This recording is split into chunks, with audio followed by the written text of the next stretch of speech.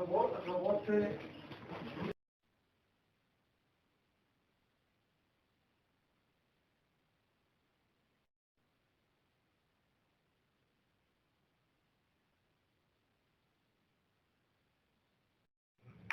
अब खर्चे तो देते हैं हमें बिजली, क्योंकि हमारे पास मैन पावर बहुत है, हमारे पास इंटीरियर का इलाका है।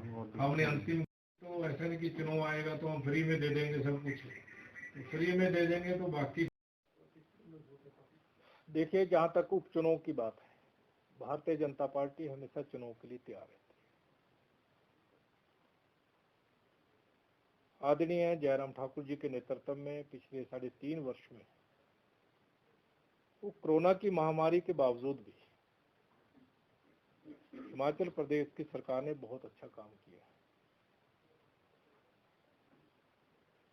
उन कामों को लेकर हम लोगों के बीच में जाएंगे। हम जुब्बल कोटखाई के चुनाव के लिए भी तैयार हैं, हरकी के चुनाव के लिए भी तैयार हैं, फतेहपुर और मंडी के लिए बिल्कुल तैयार बैठे हैं। जहां तक 2022 की बात है, मिशन 2022, उसके लिए भी पार्टी और संगठन मिलकर काम कर रहे हैं और निश्चित तौर पे आने वाले 2022 में भी भारतीय जनता पार्टी की सरकार हिमाचल प्रदेश में बनने वाली है, क्योंकि कांग्रेस के पास कोई मुद्दा नहीं।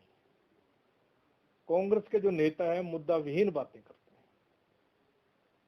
और उनकी बातों में कोई वजन नहीं है। वो कांगड़ा में कुछ बोल देते हैं, मंडी में जाकर कुछ बोलते हैं, ऊना में जाकर कुछ बोल देते हैं, सिरमौर में जाके कुछ बोल देते हैं, और जितने उनके नेता हैं उतनी उनकी बातें हैं। इसलिए पार्टी एकजुट होकर ये उपचुनाव भी लड़ेगी, जीतेगी और आगामी 2022 में भारतीय जनता पार्टी की सरकार बनेगी। सर, जीएस वानी ने स्टेटमेंट में कहा है कि अगला जो मुख्यमंत्री होगा वो कांगड़ा जिला से होना चाहिए। इस स्टेटमेंट को आप कैसे देखते हैं? ये तो देखिए उसकी व्यक्तिगत स्टेटमेंट है। ये पार्टी का निर्णय होता है जब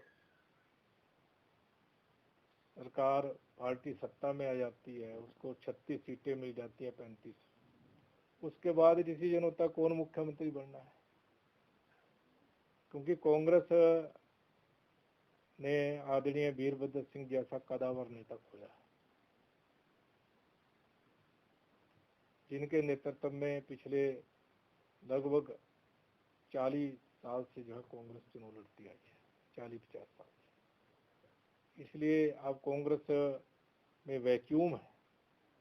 हर एक व्यक्ति चाहता है कि क्या होता मेरा ही नंबर लग जाए मुख्यमंत्री का। इसलिए यहाँ तो अभी तो बाली ने बोला है, कल को सिरमौर वाले भी बोलने वाले हैं कि सिरमौर का होना चाहिए मुख्यमंत्री, और उधर ऊना वाले तो बोल ही रहे हैं, मंडी वाले भी बोलेंगे, शिमला वाले कौन से पीछा रहेंगे, वो भी बोलेंगे। इसलिए आज कांग्रेस नेतृत्वहीन पार्टी है, और जब नेतृत्व किसी पार्टी में नहीं रहता है तो इस तरह की बातें उठती हैं।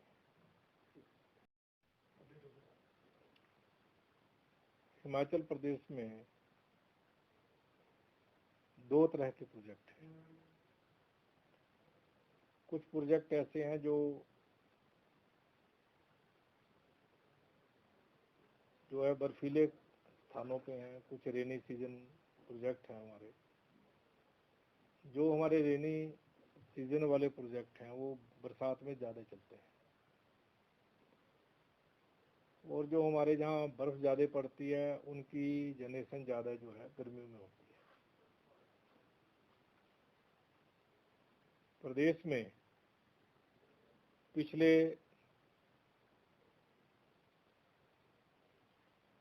अप्रैल महीने में हमारी जो डिमांड थी हिमाचल प्रदेश में, जो खपत थी, वो 838 मिलियन यूनिट की थी, और जो हमारी जनरेशन हुई वो 1150 मिलियन यूनिट हुई है। तो बाकी बिजली हमने बाहर बेची है, और वैसे ही मई में 800 मिलियन यूनिट, जुलाई में 864 मिलियन यूनिट की डिमांड थी, और जुलाई में अभी तक 505 मिलियन यूनिट हुई है अब तक। और मई में हमने 1145 मिलियन यूनिट और जून में 1220 मिलियन यूनिट बिजली हमारी पैदा हुई है। हिमाचल प्रदेश क्योंकि हमारा पहाड़ी प्रदेश है, बहुत से नदी नाले नदियां यहाँ पर हैं, तो अधिक से अधिक बिजली का दोहन हो हिमाचल प्रदेश में, ताकि हिमाचल प्रदेश की आर्थिक स्थिति मजबूत करने में इस सेक्टर का योगदान रहे। उसमें समय समय पर हम सुधार करने का प्रयास कर रहे हैं। इस तरह के प्रोजेक्ट जिनका काम अभी तक शुरू नहीं हुआ है किसी कारणवश, उनको हमने वन टाइम एमिनिटी दी है, ताकि उनका जो पीपीए है, पावर परचेज एग्रीमेंट, उसमें हमने संशोधन किया है कि जब प्रोजेक्ट तैयार हो जाएगा उस समय बिजली किस रेट पर बिक रही है उस हिसाब से उसका पावर परचेज एग्रीमेंट होगा। क्योंकि पहले ऐसा था कि पावर परचेज एग्रीमेंट बहुत पुराना, 20 साल पुराना, 15 साल पुराना, वो बाइबल नहीं था आज के समय में। ये आदरणीय जयराम ठाकुर जी की सरकार ने, जो निवेशक हैं, चाहे वो प्राइवेट सेक्टर में है, चाहे गवर्नमेंट सेक्टर में है, चाहे आपके किसी भी सेक्टर में है, उनको बहुत बड़ी राहत हिमाचल प्रदेश की सरकार ने दी है। गर्मियों में बिजली का उत्पादन कम हुआ, एक तो समय पर बरसात नहीं हुई इसके कारण, और इस बार बर्फ भी कम पड़ी है। लगभग पिछले 3-4 महीने से 40% की गिरावट आई है।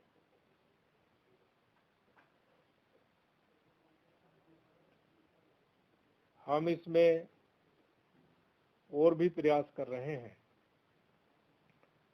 हमने उन प्रोजेक्ट्स को राहत दी है जिनका काम शुरू नहीं हुआ था। हम गंभीरता से विचार कर रहे हैं, जिनका काम शुरू हुआ है 20% हो गया, 40% हो गया, इस पर हम गहन विचार आज के समय में कर रहे हैं कि उन प्रोजेक्टों को भी का पीपीए भी नए सिरे से हो, ताकि वो जल्दी प्रोजेक्ट लगे और हिमाचल प्रदेश की आर्थिक उसमें जो है वो शामिल हों।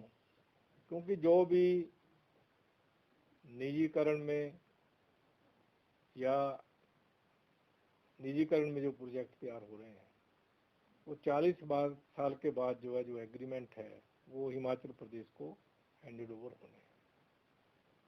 तो ये प्रयास है प्रदेश की सरकार का। और दूसरा हम प्रयास,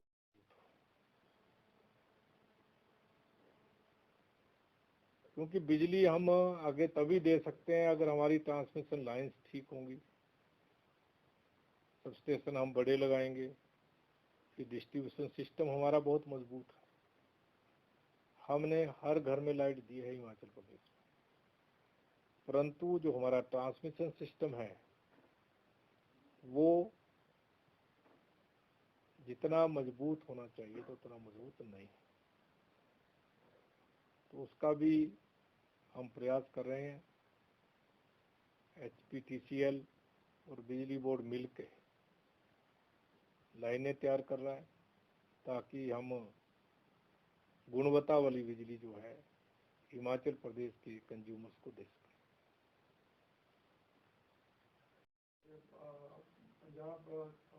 पंजाब की बात करें, वहाँ तो उद्योग बंद करने के लिए फोर्सफुल शटडाउन किया गया, तो हम कितना औरों को भी दे पा रहे हैं?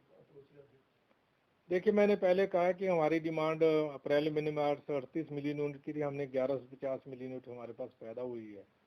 तो जो सरप्लस बिजली है वो हमने, जिसके साथ हमारा एग्रीमेंट हुआ टाइम टू टाइम, चाहे वो दिल्ली के साथ हुआ, पंजाब के साथ हुआ, हरियाणा के साथ हुआ या अन्य किसी प्रदेश के साथ हुआ, जो हमसे महंगी बिजली परचेज करेगा हम उसके साथ एग्रीमेंट करेंगे, उस हिसाब से बिजली हम देते हैं।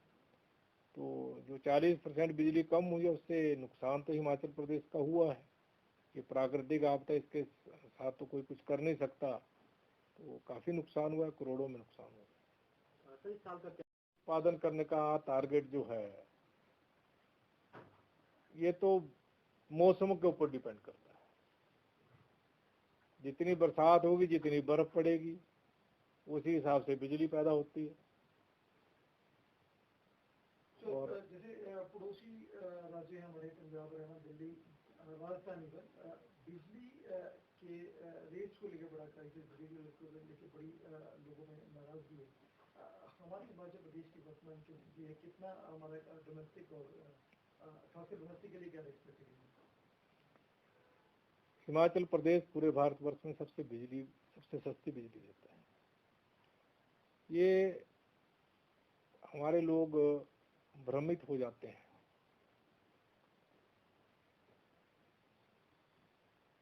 अगर कंपैरिजन देखें, हमारी बिजली दिल्ली से भी सस्ती है, पंजाब से भी सस्ती है, हरियाणा से भी सस्ती है, जम्मू कश्मीर से भी सस्ती है। हम 75 पैसे से लेकर 5 रुपए प्रति यूनिट की बिजली देते हैं डोमेस्टिक में, क्योंकि जो उपभोक्ता कम खपत करते हैं उनको हम 75 पैसे से शुरू करते हैं, 1 रुपये से शुरू करते हैं। जैसे जैसे स्लैब बढ़ता जाता है उसकी कीमत बढ़ती है और रिलायबल बिजली देते हैं। दूसरी प्रदेश की सरकारें तो प्रचार ज्यादा करती हैं, बिजली वो कम देती है। तो प्रचार को लेकर बात है, केजरीवाल पहले दिल्ली में, उसके बाद गोवा में और उसके बाद उत्तराखंड में सस्ती बिजली देने की बात कर रहे हैं। कितना वायबल है? और Himachal biggest producer of energy, तो कितना वायबल लगता है कि ये जिस तरह के दावे किए जा रहे हैं? देखिए, जहां तक बिजली देने की बात है, दिल्ली केंद्र शासित प्रदेश है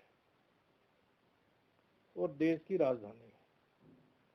बहुत से टैक्स की कलेक्शन वहां पर होती है और एक एरिया भी सीमित है, इसलिए टैक्स का पैसा इकट्ठा करके सब्सिडी देनी है। उसने बिजली अपनी पैदा नहीं करनी, उसने कोई उद्योग नहीं लगाना, वो तो टैक्स का पैसा कलेक्ट होना है, उसके अनुसार काम करना है। और हिमाचल प्रदेश जैसा प्रदेश, पहाड़ी प्रदेश, जिसमें एक फ्लड आता है अरबों रुपए का नुकसान हो जाता है, और बरसात ज्यादा होने पे नुकसान, सड़कें अवरुद्ध हो जाती हैं। तो भौगोलिक परिस्थितियों के अनुसार जो अरविंद केजरीवाल जी कह रहे हैं वो केवल मात्र कागजों की बातें हैं। प्रत्येक सरकार अपनी ओर से हर संभव प्रयास करती है कि अपने उपभोक्ताओं को हम सस्ती बिजली दें। तो हिमाचल प्रदेश, मैं बता रहा हूँ, स्लैब के हिसाब से अगर देखें तो हम सबसे सस्ती बिजली देते हैं।